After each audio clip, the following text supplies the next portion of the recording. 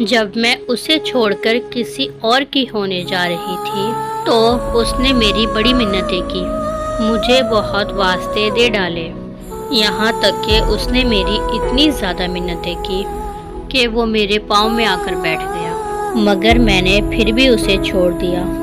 وہ میری بے وفائی کے رونے پوری دنیا میں روتے پھر رہا ہے، لیکن اس نادان کو ذرا بھی اندازہ نہیں ہے کہ میں اس سے کیوں بے وفا ہو گئی۔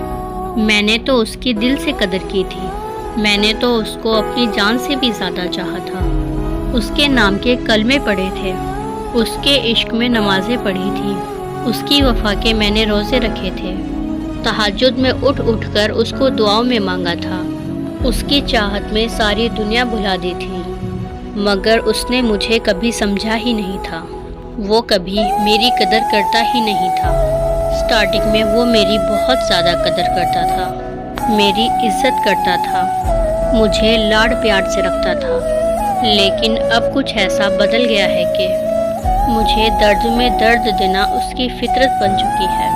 میں اس سے وقت کی بھیک مانگتی تھی، وہ مجھے بھیک میں بھی اپنا وقت نہیں دیتا تھا، اور آن لائن ہونے کے باوجود گھنٹوں گھنٹوں تک انتظار کرواتا تھا۔ جب میں اس کا گھنٹوں گھنٹوں تک انتظار کر لیتی تھی تو مجھے ایک گڈ نائٹ کا میسج آ جاتا تھا۔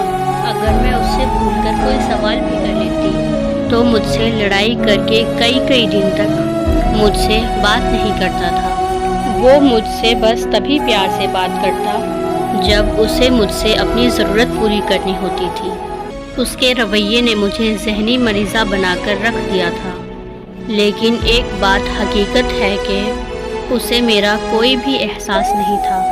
پھر جانے انجانے میں میری زندگی میں وہ شخص آیا جس نے مجھے اہمیت دی اور عزت دی، مجھے اپنا وقت دیا، بچوں کی طرح میری کیئر کی۔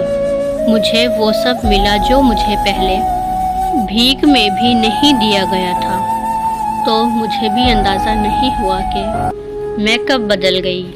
میں اس کے پرپوز کرنے پر اسے انکار نہیں کر پائی۔ اگر اسے بے وفائی کہتے ہیں تو ہاں، میں بے وفا ہوں،